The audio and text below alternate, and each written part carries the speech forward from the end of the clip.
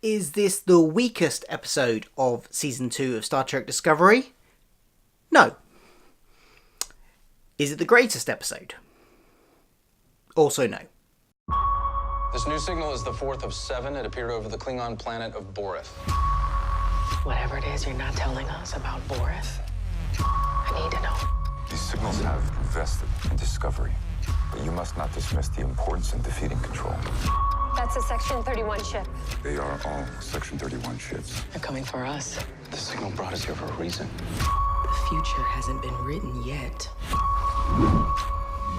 Hi, I'm Phil. Welcome to my channel where I talk about all the geeky pop culture things that I like, including Star Trek Discovery, and I do weekly reviews of that show here on this channel, which is what we're going to be doing now, the latest episode. It's called Through the Valley of the Shadows. Nifty title.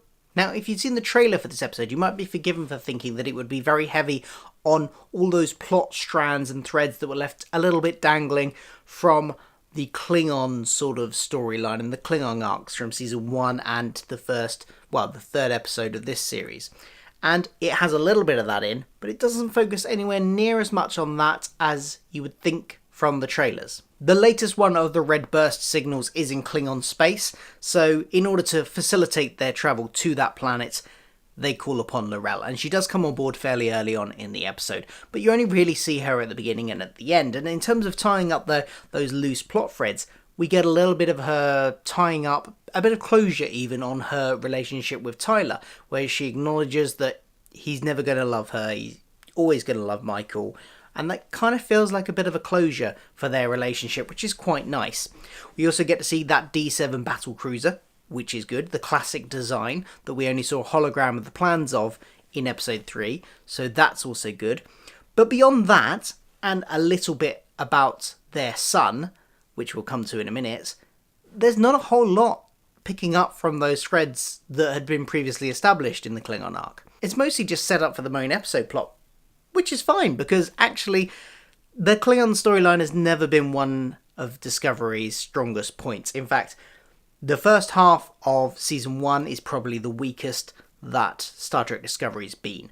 And so the fact that they're kind of gradually winding that up a bit by tying up loose ends here and there, as they do in this episode, and hopefully moving on from it, is a good sign, I think. We've got two main plots in this episode. We've got the Klingon monastery planet, where Pike goes down to try and acquire a time crystal.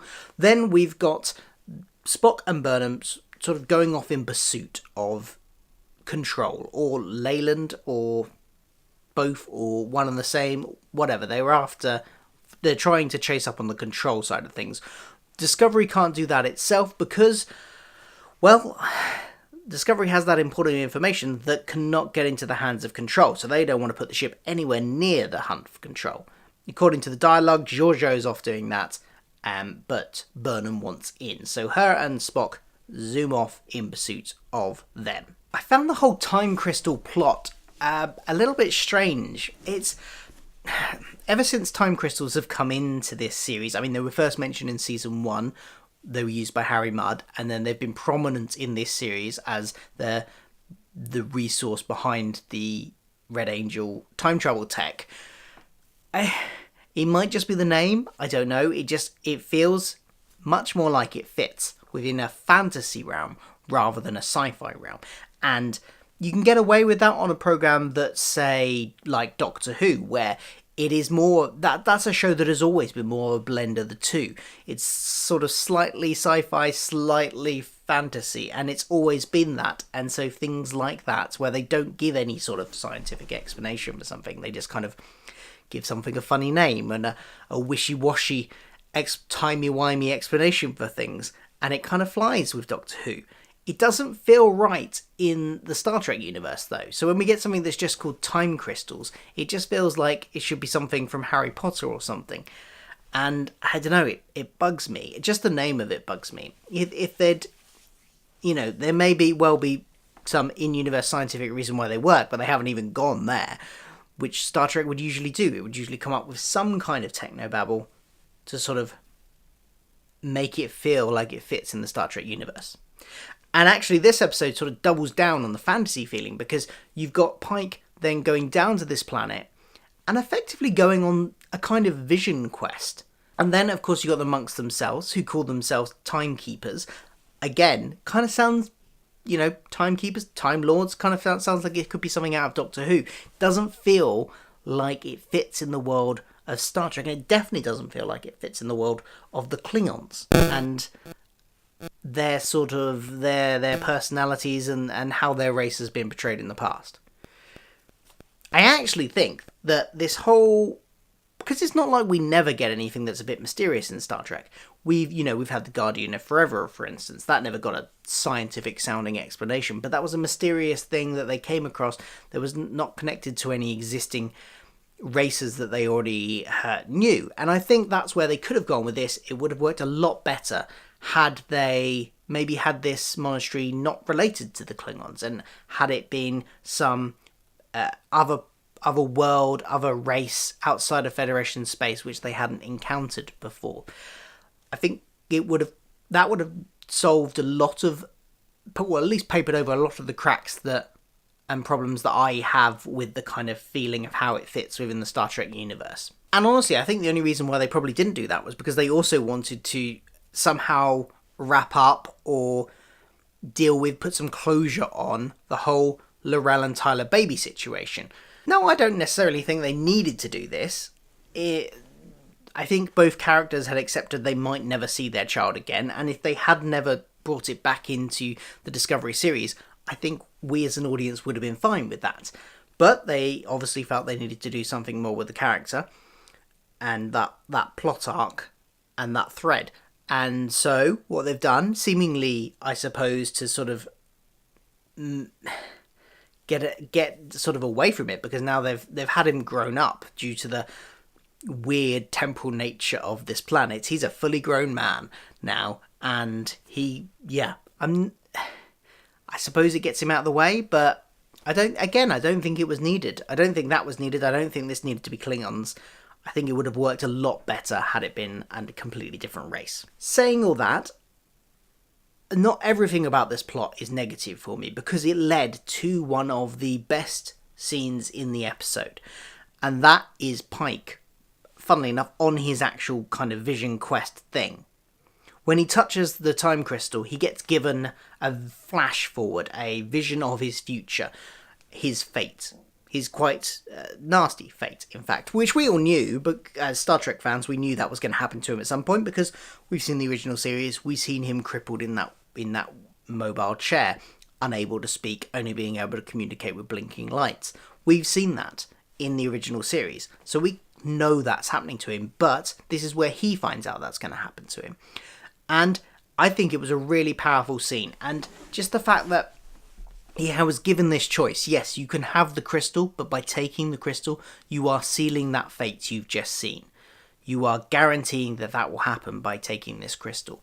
But Pike, being the man that he is, being the man dedicated to duty, dedicated to protecting the universe as he is, and protecting people, and, being that ideal, he can't leave that crystal behind, despite what he knows will happen to him if he takes it. He needs to take it to save all the lives, possibly save, every life in the universe. When Control, the future that he knows might happen, Control wipes out all sentient life, so he knows he has to do this, and he has to sacrifice himself for this cause. And it's a really powerful scene, and it's brilliantly performed by Anson Mount there. So despite me not liking the whole slightly fantasy element of the plot itself, it led to a really good scene. So I suppose that kind of makes it at least a little bit forgivable. The other plot with Spock and Burnham going off was similarly mixed bag, I think, for me. It had its nice moments. I quite liked it. We got another little thread of Spock and Burnham's relationship, that kind of, as I said last week, I think they're going to gradually take steps to being reconciled each episode. And this episode, I think we got another little bit, and it was only a very small, very subtle thing, but we had Spock referring to Burnham as sister. That's something I don't think we've heard him say before. So it's a very small step, and it came in the middle of an argument or a disagreement between the two of them. But the fact that even in that situation, even if it was in response to, her saying brother in the middle of an argument, it still felt like it was a step forward in their reconciliation, which is nice to see. We had a few moments, actually, throughout this episode where there was space for characters to carry on their own individual arcs amongst all of the big stuff that was going on, which was quite nice. You had Culber and Stamets stuff again, with him and his both linked through Jet Reno here, their interactions, and that was kind of nice as well, that we get to see a bit more of that. I'm not sold on Jet Reno as a character. I don't know what it is. I don't know if it's the writing. She works in some situations to add a bit of like dry humor to situations, but I'm not sure she really does well in the more serious sort of stuff and like the emotional conversations that she was trying to have with Colt. When she was still trying to be sarcastic, I just don't think she works as a character in those situations necessarily. It didn't quite fit, and I don't know whether or not that's the actress being more of a comedy actress, and I'm not sold on her yet. But the fact that we had stuff with Colbo and Stamets was quite nice, and we also got something from Saru again, another sort of example of his new boldness when he gives Burnham permission to go off on her mission. That's nice to see as well, that they're continuing to show that, and they haven't just sort of forgotten it, because it's so easy when you're approaching the end of a season. All of the big plot threads are coming together. It's so easy to forget all of these little character arcs you've got going on, and they could get pushed to the side. That happened in season 1. A lot of the smaller character arcs kind of got forgotten about, including Culber's death. It kind of like that happened, and then the repercussions of that for Stamets didn't really happen until season 2, despite there being several episodes afterwards. So it's nice to see that that's all still ticking over, and in the serialized show like Discovery, it's good to see. I kind of got a bit distracted there from talking about the Spock and Burnham mission, didn't I? Because they're off in pursuit of Control. We get that nice moment between the two of them as they're on their way for their mission. But it was a bit of a mixed bag. When they came across the bodies and there was the one guy that was still alive, and it turns out, surprise, surprise, that was someone that Burnham knew, it was kind of, at that point, I kind of thought, well, this is either bad writing or, well, very convenient writing that, oh, look, they just happened to have come across somebody that she knew from a previous ship. Or it's very deliberate, and that's going to be, that person has been left there alive deliberately because they're actually under Control's control. And yes, that was it. So that was a little bit predictable. And I don't think there was that much to them investigating the wreckage storyline. Control obviously had a plan to take over Burnham, and that was, an okay plan. I guess it was kind of all a bit meh after that.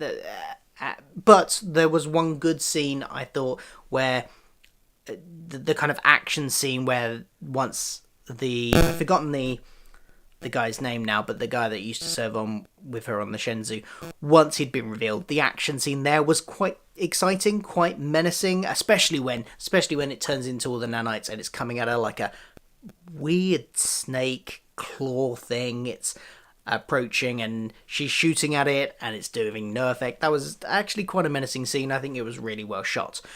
And then Spock manages to magnetize the floor and take them out, which, good solution. But overall, I kind of felt like it felt like a bit of a pointless scene, really. All we really got from that whole mission was that they found out that Control had been planning on taking over Burnham to complete its mission. So I don't really... It felt a bit pointless, even though there were some good moments in it. That might actually sum up my views of the whole episode, actually. A little bit pointless, but had some good stuff in it. Potentially interesting stuff next week, though. I haven't watched the trailer yet, but based on the end of the episode, they're planning on blowing up the Discovery. They obviously won't, but they're planning on it. Something will stop them. And they're going to rendezvous with the Enterprise, which hopefully means we get to see number 1 again, because she was woefully underused in her one appearance so far. When she was only on for the first sort of 5 minutes of an episode, I was kind of hoping to see more of her, and hopefully in this episode we'll see more than 5 minutes of her next week. So fingers crossed for that. I would love to hear what you thought of the episode. Did you like it? Did you not? What did you like about it? What were your favourite moments? All of that stuff. What did you really hate about it, if there was anything? Let me know in the comments below, and I will be back next week to review the next penultimate episode of Star Trek Discovery Season 2. Thanks for watching. If you'd like to check out some more of my videos, you can right here. And and click that subscribe button if you haven't already, because weekly reviews of Star Trek Discovery here, if that's your kind of thing. Thanks for watching, and hopefully I'll see you next week. Bye.